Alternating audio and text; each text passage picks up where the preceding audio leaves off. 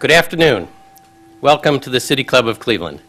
My name is Bob O'Brien. I'm the Chief Financial Officer for Forest City Enterprises and a member of the Board of Land Studio. We are delighted to welcome today's speaker, Brian Zimmerman, Executive Director of the Cleveland Metroparks, only the 6th Executive Director for the organization in its 96-year history. Brian Zimmerman has a huge job. Cleveland's Metroparks is made up of over 25 different reservations and partner locations, covering 22,000 acres of land across Northeast Ohio.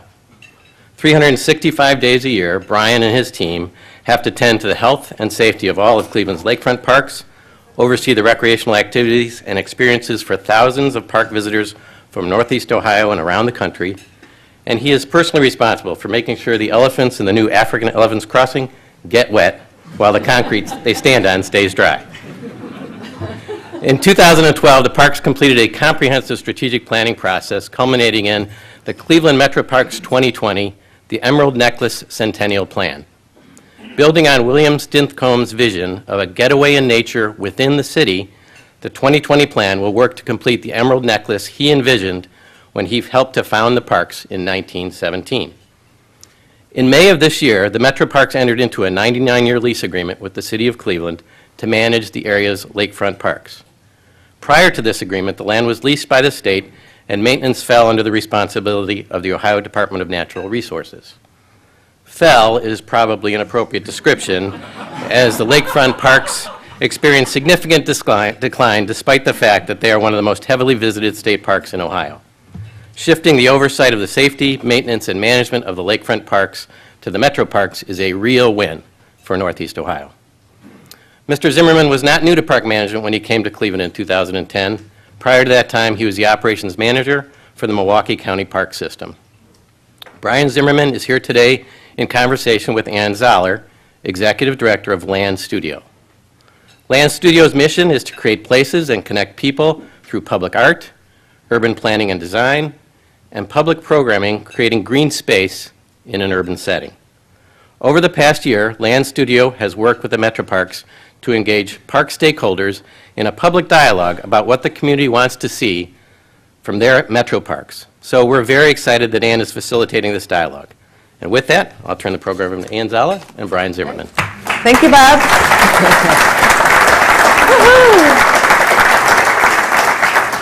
Well, this is going to be fun. This is the new Kindler, Gentler City Club. I am playing the role of Oprah Winfrey. Dan Moulthrop has told me my goal is either to get Brian to jump on a couch. There is no couch, so on your chair. If you can't do that, we can cry. So we have a couple of objectives for today. I should say that my husband thinks you're a very brave man. An hour with me on a stage with a microphone, cameras, and a radio live audience, so this is terrific. But we're going to have fun, and we want this to be a really great dialogue where we can have maybe a different perspective on all the work that Brian has done personally and the work of the Metroparks. So we heard Bob talk a little bit about your bio, but why don't you talk to us, having worked with you for 3 years, with the thing that I realized right away was the amount of passion that you bring to this work. So talk a little bit about your background, but really what drove you to this work and where that passion comes from. Well, thank you. Thank you, everyone, for coming today. I actually wasn't nervous until you started reading the bio, so thank you for that. But again, thank you very much all for coming today. It's humbling to see this many folks, and it's a great system. And I have to be honest, it wasn't a lifelong dream to move my family to Cleveland, but I can tell you unequivocally it's one of the best things we've ever done. This system here and what it represents for the community is really second to none in the country right now. With the magnitude of the 22,700 plus acres and the people that really make up this great system. It really started, for my parents and grandparents really working hard and thinking big about things. And that's really what the probate judge of Cuyahoga County has allowed myself and the board to do, is to really think big about the transformation and how Cleveland Metroparks really integrates into that. When you look at when I got here, we had almost 21,000 acres, and now we sit with almost 1,600 more acres within the last 3 years.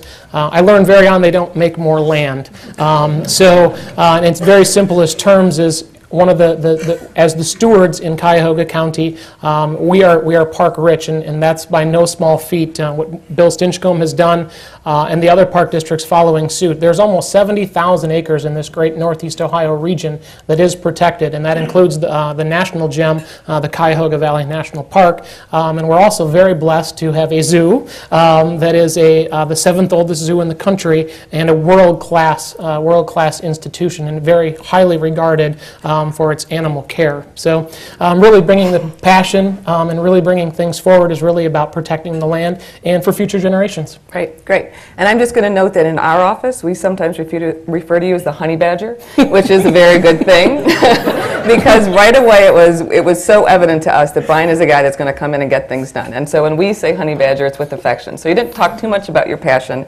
but it's something that's really evident to anybody that meets you. So you've given us a little bit of perspective on the system as a whole, but you've had a whole lot of new advancements and new updates this year. Why don't you start talking a little bit about maybe the first thing, we'll get to the lakefront, but things like Acacia and the West Creek Preservation Center. Talk a little bit about some of the new holdings that have entered into the system this year, because it's very exciting.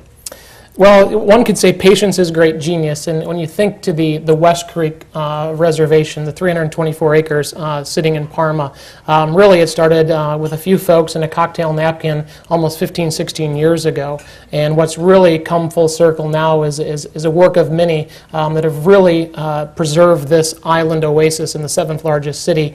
West Creek, we just opened the Watershed Stewardship Center, and one of the themes that we've really been instituting and using is collaboration and partnerships with the Northeast Ohio Regional Sewer District as one of the strong partners with our agency and the City of Parma and the West Creek Conservancy folks. It's amazing what can happen when no one cares who gets the credit, and that's really true on this particular parcel of land. We have universities from all over Ohio and all over the country actually coming in and really understanding what the water focus is about here and what we're challenged with being neighbors to our Great Lakes in close proximity to obviously Lake Erie. So that's one very interesting project that's taken a long period of time, but it's really been done the right way. And that's really been the Metroparks way, is to take the time and really build things the right way. When you look at the Acacia property, I have to be honest, that was not in our wheelhouse. It was not on a strategic plan, and that's the unequivocal truth. But when the Conservation Fund stepped forward and we had that first initial meeting, it was a very unique opportunity to protect 155 acres in one of the most built-out areas in Cuyahoga County. And to see this park grow organically, it's not often that you get a chance to have a full canvas and really just see this property evolve over time. I had a breakfast meeting with Albert Ratner, and I think he echoed something about the honey badger. He says, sometimes I'm a little impatient, but my impatience is really trying to make a difference here in Cleveland. And when this property, Acacia, came forward, we worked very hard to close that deal before the end of last year and bring 155 acres to protect the Euclid Creek corridor, which is extremely important. You think back to Bill Stinchcomb and his original idea, it's a riparian system built on water, and the confluences, whether it be the Chagrin, the Rocky River, East Branch, all the different conductivity with the West Creek. This was right in our mission of conservation, education, and recreation. Then you look forward towards the lakefront, which has really been a buzz in the community, and I couldn't be more proud of our staff and the community's overall reaction to what we're trying to do down there. It's just the first phases. I mean, we've been down there less than 2 months, and we were already starting to see the impact on the community. Over the past 3 weeks, we've been kind of watching all the different folks that have come in from all over the country. We've had over 30 different states represented, different country represented, and then people from all the surrounding counties. So it really is a boon for the economy and really looking at what these parks can be, the lakefront parks. So. You know, it's an interesting point because so often we talk about vision and you know, the grand plan for things, but with the lakefront parks, I think the huge move has been made just on basic operations. You folks are taking care of business in a different way, and in the community meetings that we organized, that was absolutely clear that clean and safe was the priority of the community. And I think it would be helpful for the folks who are in those neighborhoods and have been to those parks, they've seen the dramatic difference. But for other folks who haven't, maybe talk just a little bit about the stuff that's not as exciting to talk about, but really makes the difference in terms of day-to-day park operations and your crew. Well, it all starts with the staff, and we're blessed to have one of the best staffs in all of the nation maintaining our parks here. Because without them, WKYC just did a piece this past week, if anybody had a chance to see it. And it's really, people talk about the Metroparks standards, and I have to be honest, I don't know if we've ever clearly defined what that is, but when we hire the right folks, the standard is essentially being met. You look at the care at the zoo with the fine grounds and the maintenance that goes on there, and then you look at the broad spectrum, and I'll digress a minute. My father-in-law had a chance to come into town not too long ago, prior to us taking over the Lakefront parks, and I had toured and didn't say anything about whose parks were who or anything, and we had come through Millstream, through Rocky River, and then ended up at the Lakefront, and he goes, "What happened to these parks?" And I said, "Well, there's a movement underfoot, and certainly we have to applaud the state of Ohio, the ODNR folks, for the 35 years of really being stewards and shepherds of it. And I think we've all seen some of how the economy does affect things.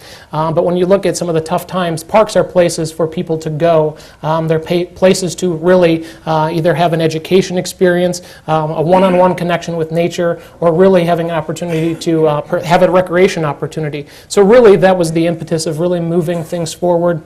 These parks were clearly defined, actually, when Bill Stinchcomb was with the city planning, and really it's interesting to see almost 100 years later one of his original visions. So people in Cleveland say that we can't complete a plan. Well, I'm here to say we're well into process. With Bill Stinchcomb's original plan, we are almost 82% complete of his original vision, and that's a true testament to the people that have come before, probate judges, Board of Park Commissioners, and directors, to really stay the course of really protecting. And there's really been a strategy. I mean, when you look at the system as it's built, it's connected, and that's been the core focus of the Metroparks 2020 plan. That's great. So maybe just a couple of facts and figures, and I know we've got friends here from the sewer district and that partnership in terms of just the beach cleaning equipment. When we had community meetings, the oohing and ahhing came when we talked about the difference that was going to happen in the beach cleaning. And I think just in terms of the daily experience of our residents on the beaches, maybe just talk a little bit about that and the partnership with the sewer district that made that possible. Well, as I was here before at the City Club, I said Metroparks will do its part, but we can't do it alone. And having met with Julius Chach and the Sewer District folks, they jumped on board immediately. And when you really look at to see an event with the senior games coming into town and people taking their shoes or flip-flops off and being able to walk through the beach, I challenge anybody to find a better sunset anywhere in America. That sunset that comes down over our beautiful lake is really second to none. And when you start talking about the passion, I'll get excited and I'll start talking Here comes very the honey fast. badger, right. So I'll try to be very, very calm about it. But it's to see the transformation that's actually happening underfoot and to see it growing organically. We had 70 folks that came over from the Cudell Investment Group, and to see them and their passion, and to see even they say how many new people are coming back to the park. We can't do it alone, and you see people coming on board, and this park will grow organically from that. But the Sewer District and Metroparks and the Board of Health, we all have this awesome responsibility to really look at what we're doing with our lake. We can take care of the land functions, but there's a lot of influences on our Great Lake, and there's going to be a lot of conversations in the future of how we're going to work and how we're going to have to really be stewards of it. Cleanliness is a culture, right, and we need to make sure that we're providing a clean, safe beach environment, and tying back, the Sewer District was really that willing partner that stepped up first. Well, and what you're doing is creating new opportunities for volunteer groups, because when we first started meeting with the neighborhoods, all the volunteer groups had really been focused on cleanups. And by the time we had our last meeting, you had already taken over operations. You put them out of business. They had organized a big cleanup at Edgewater, showed up, and there was nothing to do. And they were delighted. And so then the opportunity for the community becomes, if you understand that the Metroparks is going to be a steward in this way and raise the daily quality so significantly, how can the neighborhoods take advantage of that? So you've really created a wonderful opportunity for the neighborhood groups to respond to. And it's terrific to see such an immediate impact. I mean, it has really been such a buzz in these communities that we serve. And I know we had one community meeting in Collinwood where they talked about, the beaches going from being cleaned 4 or 5 times a summer to 5 or 6 times a week. And there were a lot of seniors there, and they almost carried those operations folks around on their shoulders. I mean, it's really exciting because it does make the difference, and it does say to a family, come on down, it's safe, it's clean, and you're going to really enjoy this experience. And then the opportunity is there for the community to engage in a different way because they don't have to take care of basic operations. So in terms of connections, you talked about that. Talk about the impact of the Lakefront acquisition on the connections of the system at whole, and the importance of the accessibility in terms of the whole system to our residents? That's a great question. It's one that actually is highly addressed in the Metroparks 2020 plan. It's really 7 paths to 17 when we turn 100. The lakefront is, some would say that that's the crowning jewel or the completion of the emerald necklace, and I keep saying, don't sell us short. We've got a lot of years to grow. But it is one very strategic piece, and I have to be honest, really focusing back on the towpath and the interconnectability. Metroparks has long had a strategy of interconnected parks, and if you really look at the system, as it's grown, is really a well-connected system. Donna Vozar is here from North Royalton, and we are working in 42 communities right now where we own land of the 60-some in Cuyahoga County, and I've had a chance to meet with a tremendous amount of the mayors, and not just from the lakefront end of things, but it's connecting areas like the zoo from the towpath. We're working with some folks, and it's amazing, again, partners coming to the table. Trust for Public Land has been one of those key partners in the acquisition and preservation of a little park called Rivergate, and some would say, why Rivergate? But I have to be honest, again, it hit our mission, conservation, education, and recreation on the Cuyahoga River, and it really ties in the conductivity, and that was really one of the first pieces of land that we got a chance to take a look at, and then you see how the towpath actually interrelates to the 3 Cs, Cleveland, Columbus, and Cincinnati, and it's just more than just our lakefront. It's connecting the state of Ohio to other areas. When you have folks that come in and talk about how easy they can get around, and I said, well, wait a few more years, and when we actually finish some of these things, and it's interesting, they're putting pavement down on the Scranton Peninsula. That section is actually being, or will hopefully open by October. Some would say the towpath was this thing that was far, far away, but there are sections, thanks to Dick Kerber, who's in the audience, Stan Kozaleski, the whole group that have really kept the candle going on this towpath is really the spine, and then everything else starts to hang off of it, whether it be the group plan, whether it be the East Bank Flats development. It was interesting in Cranes to see an article, and we follow what's going on in the business community as well, and there were 5 articles written, and 4 of the 5 had a tie into Cleveland Metroparks. One of them happened to be the connector up through to the zoo off the towpath, Collinwood and Euclid Beach, East Bank Flats with Rivergate. So it's really important to note how we are perceived in the community, how we're helping make things happen, but we're being complementary to the other moves that are underfoot, whether it be the Group Plan Commission, Public Square, and really tying that convention center. Most of you folks travel or do other things throughout the country, and we will have one of the most walkable, livable cities, I think, in the country here in the very near future. That's great. So we've talked a lot about things that people know about. What are some other things that the Metroparks do in terms of the zoo and your education programs that people might not be aware that are under your purview? I think that's a great question, because one of the unsung things is our education program. We actually have a foundation through the Cleveland Foundation, which by Arnie, they turn 100 years here within the next year, and they were part of what actually helped build Cleveland Metroparks to what it is today. They were the original, essentially, investors in the funding mechanisms to help make these special park districts as such we are, but really they hold one of our endowments, and one of our endowments is helping create opportunities for children to be bused into Cleveland Metroparks, and Wendy Wyrick is here leading that charge and educating. It's amazing to see children when their eyes open up and see whether it's a toad for the first time or a salamander, or they learn what it means to be a steward and protecting the land.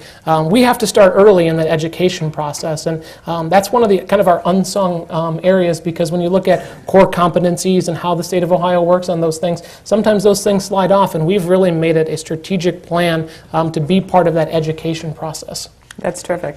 So talk a little bit about, we know that there's something coming up in November, and there's a levy, and I think, but it's important to have this discussion in the context of the really wonderful work that the Metroparks is doing. When I was asked to play the role of Oprah today, I was delighted to do it, because it has been so dramatic to see the leadership that the Metroparks has shown under Brian and the new Board of Commissioners, and what an impact it is having on this community. And so when we talk about the levy, I think it's really important to understand that this community really owes a debt to what you've been willing to take on. We talked about the lakefront for a really long time. We talked about impact on neighborhoods, and without the Metroparks having both the capacity and willingness to lead, we'd be having a much different conversation. So this is a really good opportunity to talk about the levy, remind folks how the Metroparks is funded, and then what's going to be on the levy this year.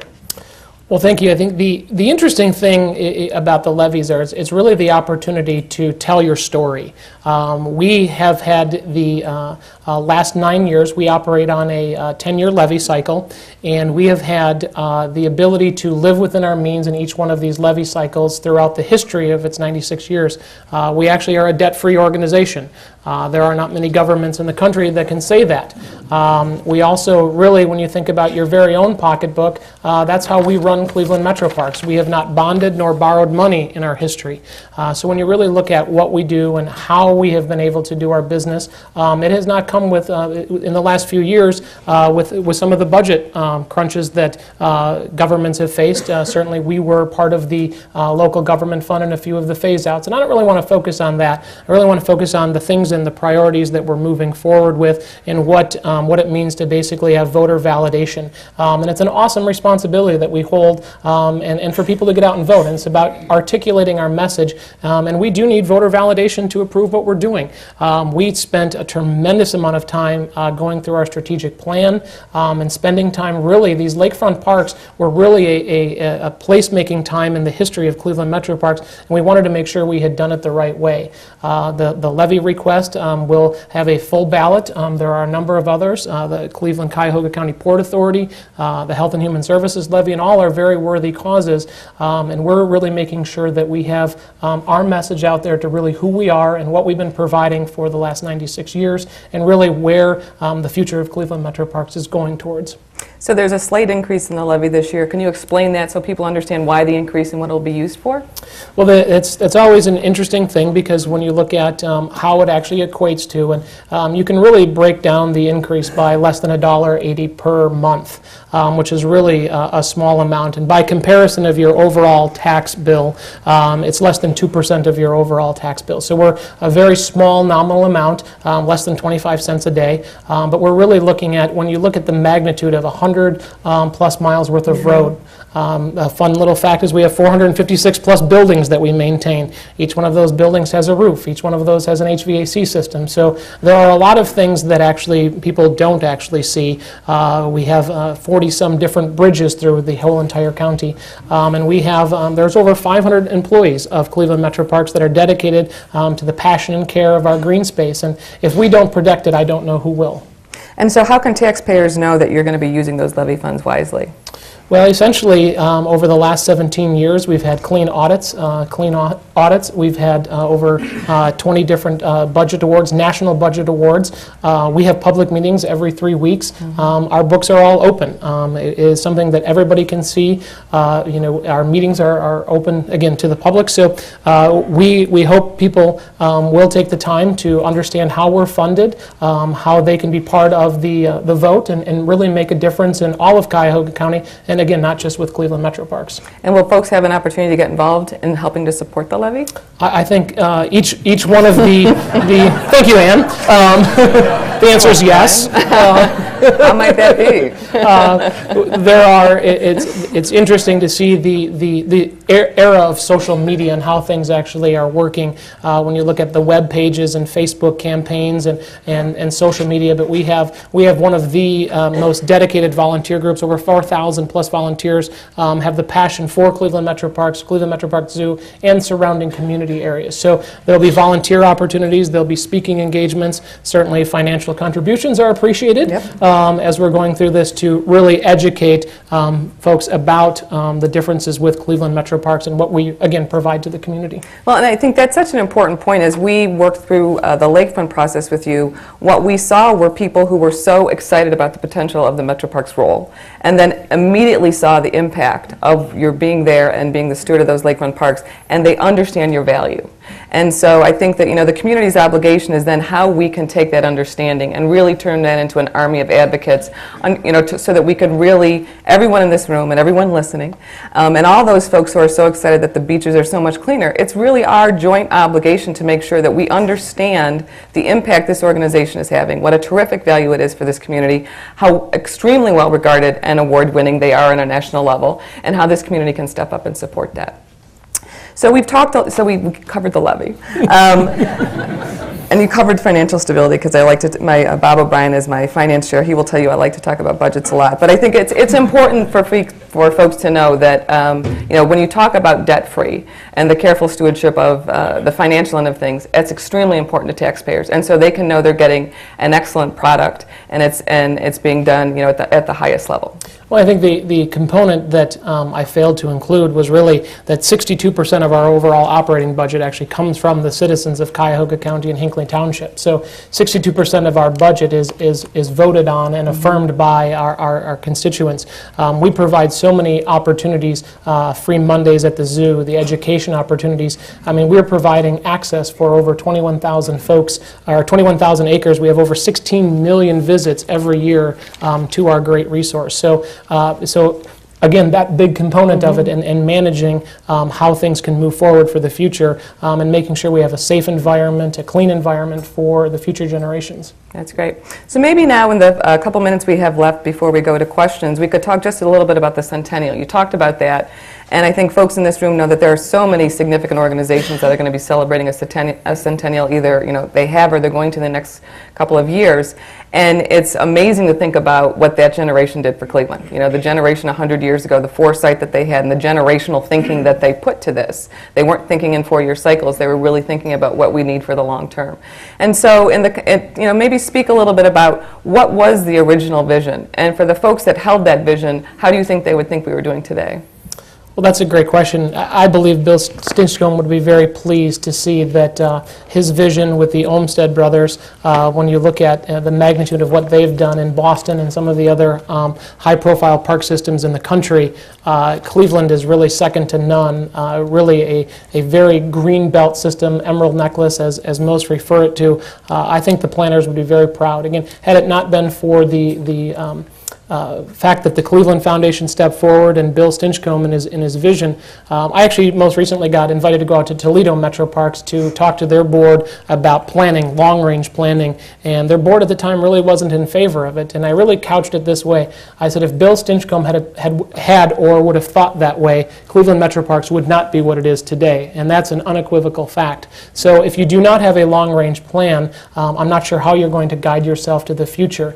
It's interesting, in a lot of presentations that I give, I actually have one of the original Bill Stinchcomb maps. It's actually had to be laminated and put on because it's frayed a little bit. But if you really look at the cornerstones of what was acquired, and it was really a citizen movement. The citizens in Rocky River were the first piece that actually came into Cleveland Metroparks. Folks got together, believed in green space, believed in the preservation of green space, and helped bring that to fruition. So it's interesting to see 96 plus years later, we're really looking at the last time anything was written was in the 75-year celebration.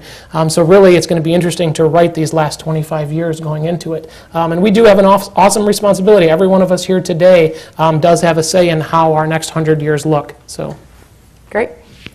Dan?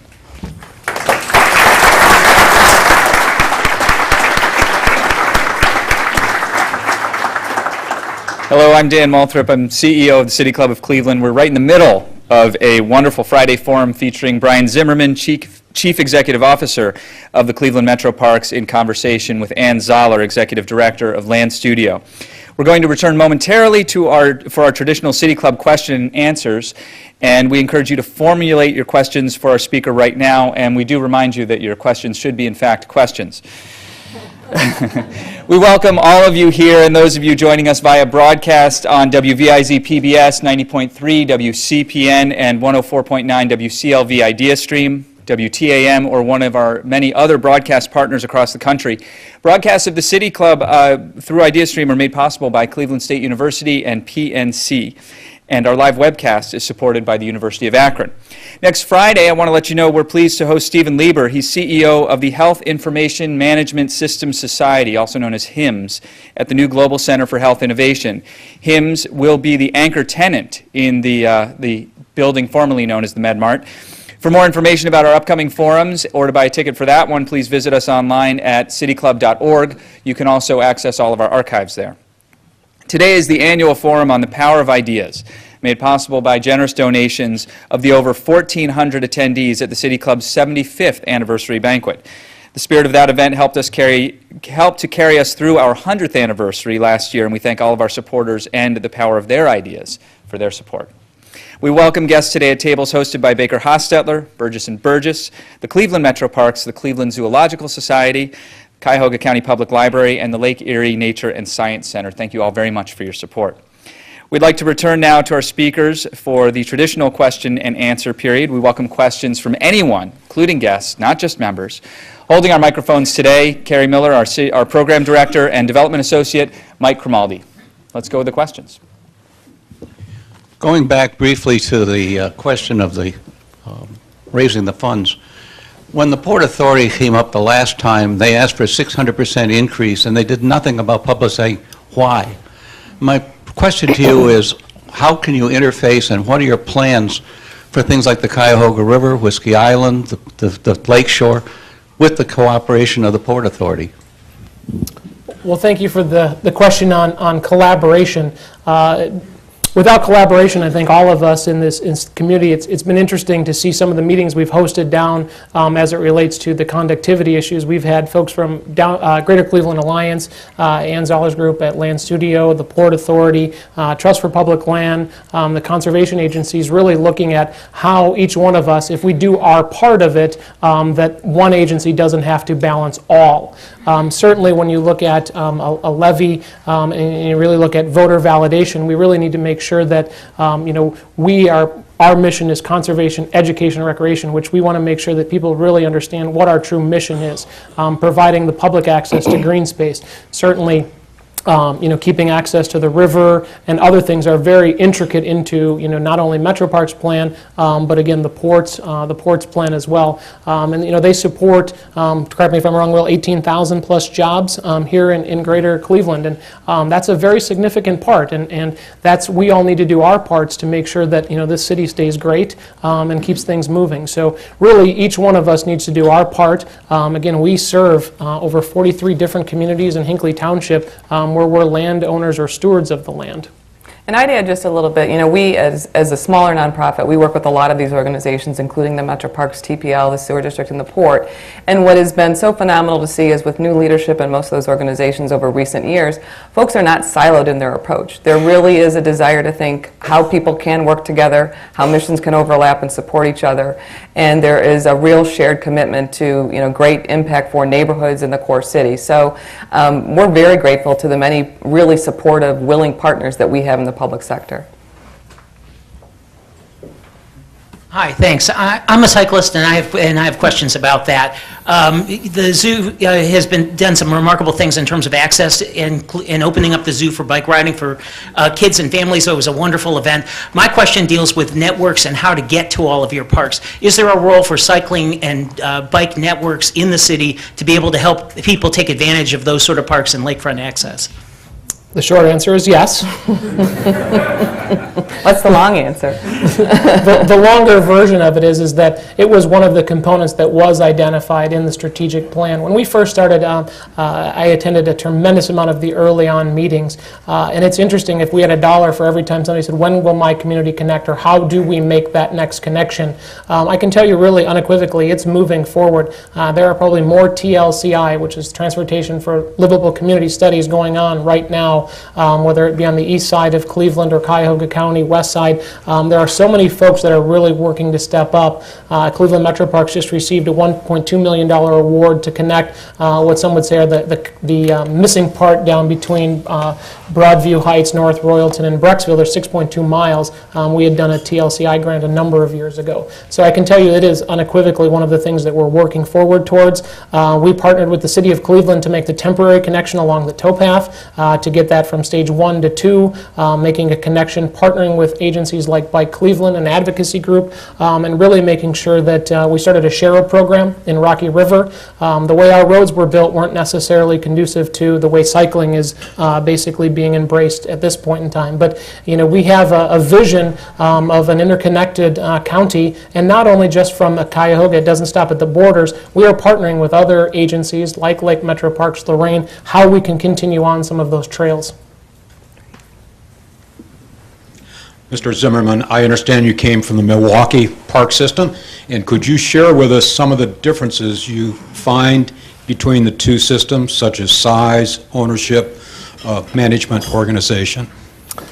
Thank you very much. Milwaukee County was a very, very different system in the grand scheme of things. Over 15,000 acres. One of the major glowing differences is 156 parks versus 16 true reservations.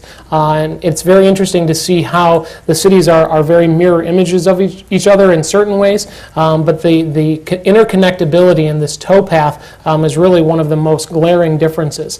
One of the other things is the structure of how Cleveland Metroparks has been set up. The chief probate judge, the Honorable Anthony J. Russo, who's in attendance with us today, is the only elected official, and he has the awesome responsibility of selecting the 3 unpaid commissioners that help guide the vision, mission, and goals of the organization for the future. Unlike in political situations where you may have an executive and a legislative side of things, we have a volunteer board that's essentially there for the sole purpose of preservation of land. With us is Debbie Berry, our sitting president as well. She's in attendance today. But they have the awesome responsibility of guiding and making sure we stay on track. When you look at cities like Milwaukee with 156 parks, there was no real conductivity, or it was very hard. And here, that has been something that's been a staple of the organization. And I want to roll back to one of the original statements about education. If we don't educate our children about the virtues of conserving land, preserving land, and being part of the bigger solution, we failed to do our jobs. And that's one of the big differences here. We have a really true world-class organization with the zoo, their outreach.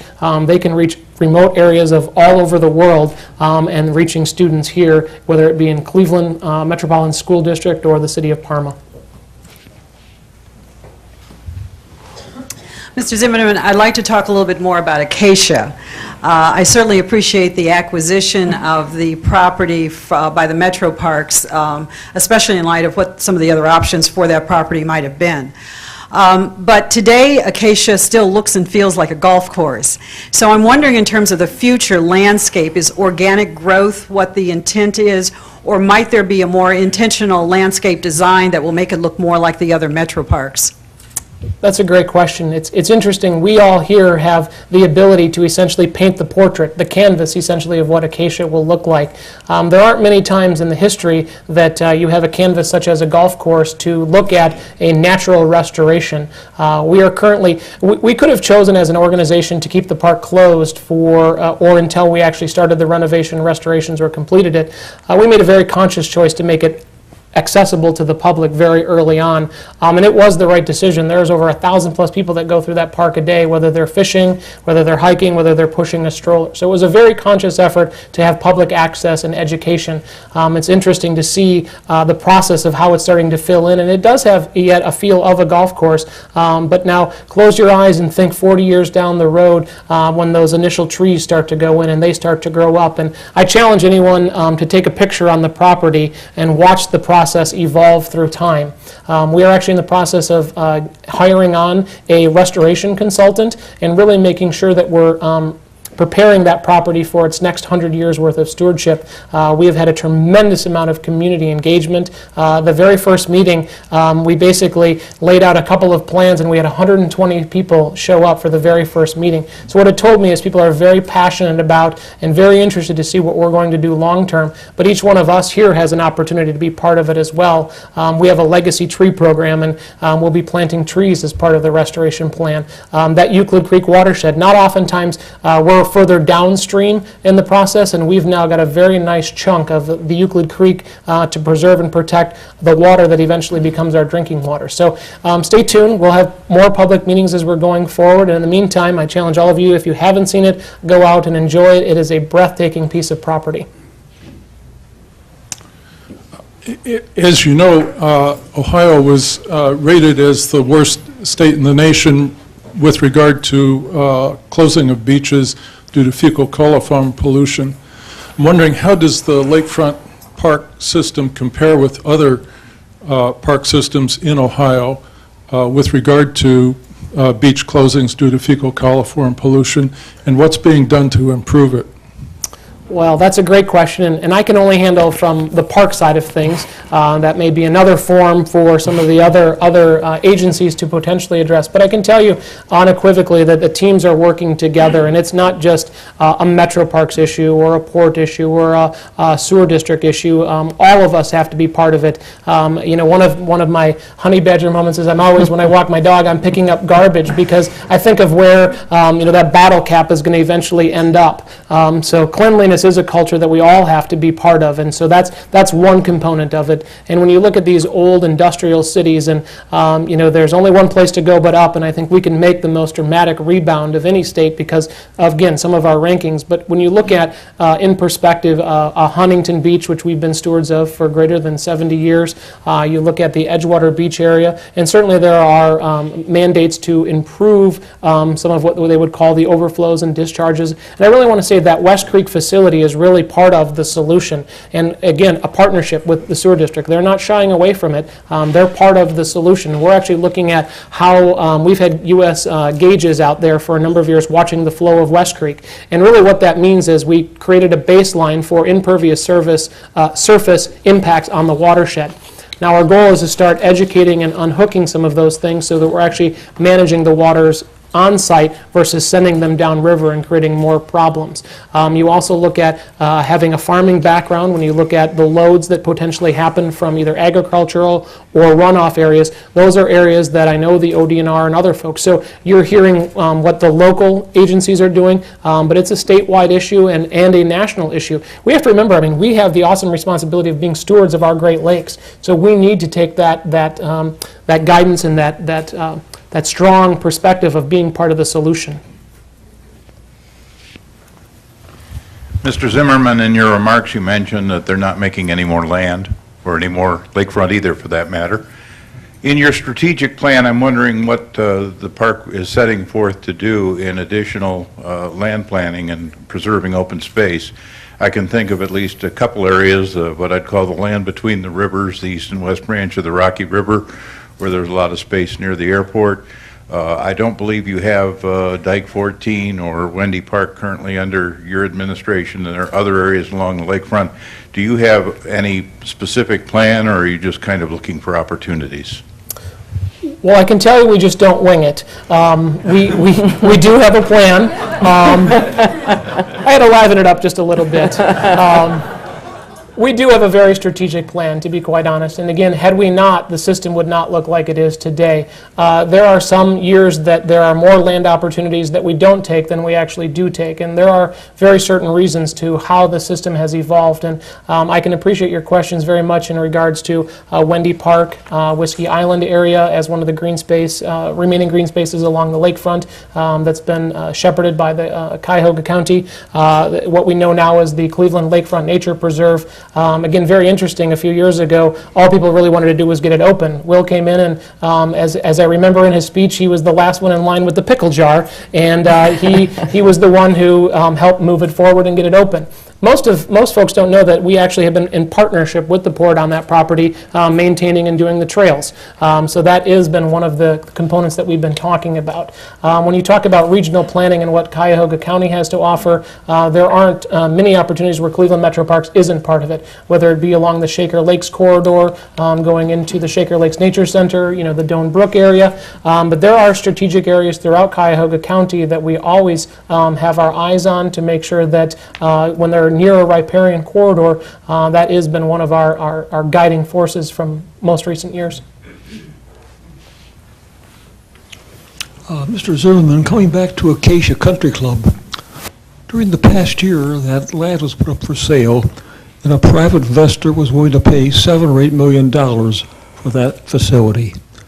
It's now owned by the Cleveland Metroparks. It was acquired by a national organization and basically given to the Cleveland Metroparks without any charge, a wonderful, wonderful gift.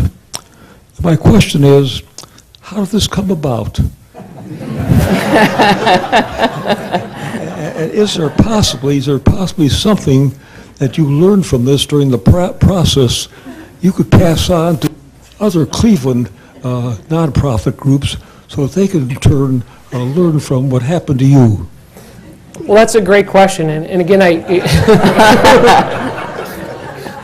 Start at the beginning. How did it come about? Yeah. How did it come about? I have to be, when I was in Milwaukee, actually this property was one that was nationally known, that the club eventually would sell to the highest bidder and become this shopping mall monster or restaurant. And I had a lot of interesting conversations with folks. It's like, well, you cost me 6 months worth of work because we were working on an Applebee's or this or that. But I am very proud to say not only was it the Conservation Fund of America, but quite honestly, it was the members. The members really took it upon themselves, and certainly there was, they got paid for their country club. But the reality is that they chose to have that property preserved in perpetuity. And so a great credit goes to those 100 members that really looked at it as this oasis. And we were lucky enough to have the history and the backing to really look at taking this property over and being a steward for the long term. The Conservation Fund of America works in very, very great ways. They protected the redwood forests, and they are a great national organization, but it does start with local support. I'm very confident there were local dollars that were put into it. The donors have remained anonymous at this point in time, and that's okay, because it really, again, it shows what they really wanted to do. And we've had more folks actually come forward and step up wanting to be part of the renovation restoration, and that's what Cleveland's all about. And again, I think it's important to note that we wouldn't have this opportunity as a community if the Metroparks didn't have the reputation to deliver at such a high level. So it's your capacity that allows people to bring these opportunities to you. More questions? Yes, my question is there a connect with the local metro parks and the national parks? Because this year was the first year I ever got a panic letter from the national parks that they're desperate for help to save half of the parks. And I never got, I get a lot of requests for money, but I never got one like that. So I was just wondering, what's the tie-in, if there is one? So the question in relationship to the Cuyahoga Valley National Park, and it's a very interesting and well-noted story of all the folks that have really, again, gone in to help preserve that particular piece of property. And I think, again, it ties back into a little bit of the Levy funding. The federal government has certainly had its issues, as we would say, and that could be a whole other topic of conversation. But really, again, what Cleveland Metroparks brings to the table as far as a preservation entity, we have preserved just shy of 23,000 acres. There's over 18,000 acres worth of green space. And I can tell you unequivocally, we have worked together and partnered with the Cuyahoga Valley National Park. Green space knows no boundaries. When you're in a park, whether it be the Metro Park serving Summit County, whether it be Cleveland Metroparks or the Cuyahoga Valley National Park, we want you to have that great, wonderful green experience. So we do partner with them. We have tried to share some of our training opportunities. Again, rising tides raise all ships. So it's a great, great park organization. This is a question from Ms. Zoller. Would you please explain what Land Studio is? I came here today never having heard of it, and I thought you might tell us. Well, it's an acronym for Landscape, Art, Neighborhoods, and Development. And so we're a nonprofit that was formed from the merger of Cleveland Public Art and Parkworks, two nonprofits that have been around for about 30 years. And so we've done a lot of work in the public realm. Terrific support from our funders, representatives from the Cleveland and Gun Foundations. We owe our lives to them. But we do a lot of work in the city of Cleveland. We do urban park development, public art. We work with developers. And it was so important to us to help bring the Metroparks to the lakefront. So we work with neighborhood groups and community groups all the time. So we just help convene the conversation around that to build partnerships with the Metroparks, their excellent staff, so that the community groups would understand they're new stewards. So thank you for the question. This is kind of a goofy question, but I'm going to go for it anyway. Can you talk a little bit, Brian, about your what drives you personally? Where does the honey badger come from? And specifically, the passion for the green and for that green experience that you were alluding to. Was there some sort of formative kind of childhood, fishing, whatever? Tell us about it. It goes back to my grandfather, actually. He was a dairy farmer his whole entire life, worked worked milking cows and raising a family. He picked up the sport of golf late in his career, in his late 70s, and used to take me out to the golf course at 5 o'clock in the morning. And for those of you who know, I start my day most times between 4:30 and 5 o'clock, really getting things going. But something I learned when I was like 8, 9, 10 years old, there's only so many hours in a day, and you need to make the most of them. And what we've done is assembled one of the best staffs around us to make things happen. The internal motivation is for our children's children, to really make sure that it's there for them when they need it. And hopefully we've left the places a little bit better than when we found them. So we only get so much time. We have to make an impact. Let me try something that I'm sure is non-controversial. Deer. Was that sarcasm? We are, not at all, maybe a little cynical, but we are inundated with deer. The deer appear to have no natural predators. There is no control. The deer have been fortunate in that we have not had really severe winters, so they haven't faced starvation during the winter. But the double-edged question here. One, does the parks have a program to control the deer population? And the other is, what coordination has there been with those other governmental agencies that have made an attempt to do so? Very interesting question. I thought this one was for Ann. I'll take it. I thought that's what you said was for Ann.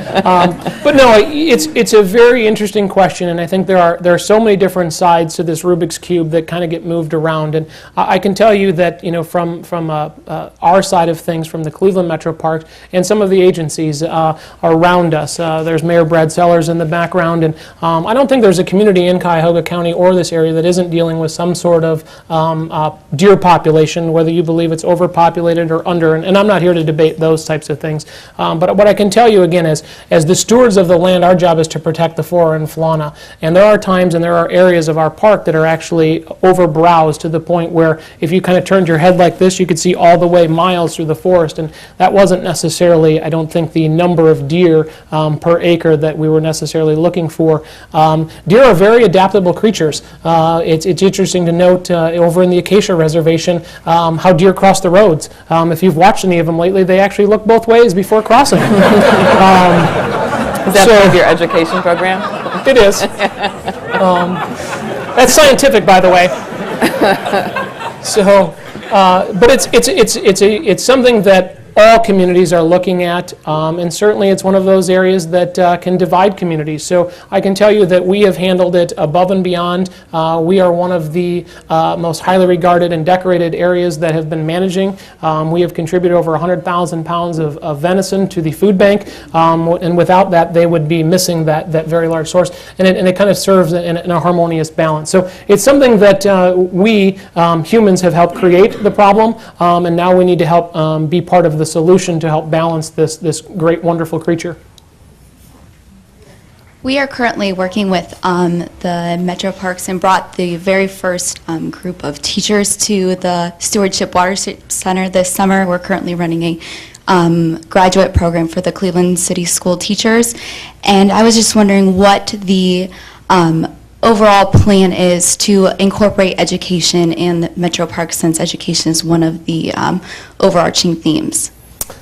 The education question, again, of the Conservation, Education, and Recreation Mission, we have just hired our new Director of Education, Wendy Wyrick, who's in the attendance today, as well as Vicki Searles at the zoo. And one of the things that we've really done in the last 3 years is integrate cross-collaboration between those agencies, because our internal education group is challenged to do is to understand the natural flora and fauna of Cuyahoga County.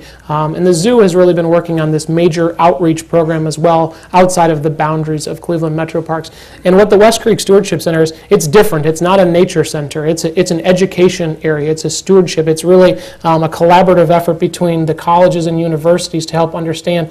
They have some of the most interesting modeling things that are going on. Old Woman Park District actually donated a piece of equipment to show young children how what they do affects the environment. They can contribute to the overall health health of the watershed by making different choices, which will help really through the education process. And so when you see all of the components, there's actually a CMP, a corrugated metal pipe inside of the facility, and really that's there to represent where and how water gets translocated through all of Cuyahoga County, and it tells the different stories of the choices that we make and how it does impact the overall institution.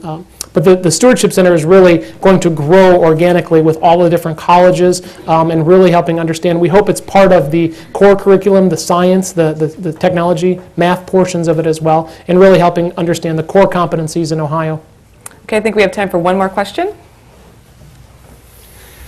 We tend to forget that the Great Lakes simply do not belong to the United States in their entirety. What groups are there across the lakes in Canada that you cooperate with, organize with, have a dialogue with, and what is their attitude? So that was a question I did not prepare for. The question relates to, partner organizations, and I can tell you there's the Alliance for Water Futures is working here, not necessarily to help solve, but help bring collective agencies working together. So that's one of the things that's going on here directly in Cleveland and Cuyahoga County.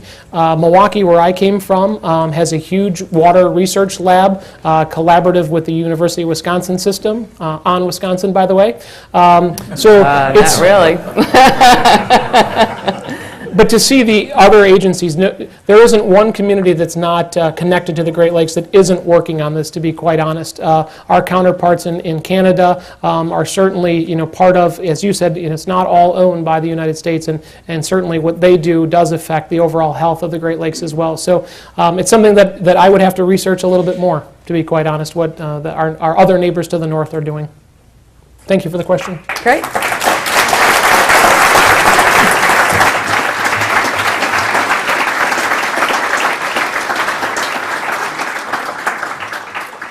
Today at the City Club, we've been listening to a Friday Forum featuring Brian Zimmerman, CEO of Cleveland Metroparks, in conversation with Ann Zoller, Executive Director of Land Studio. Please visit your parks this weekend.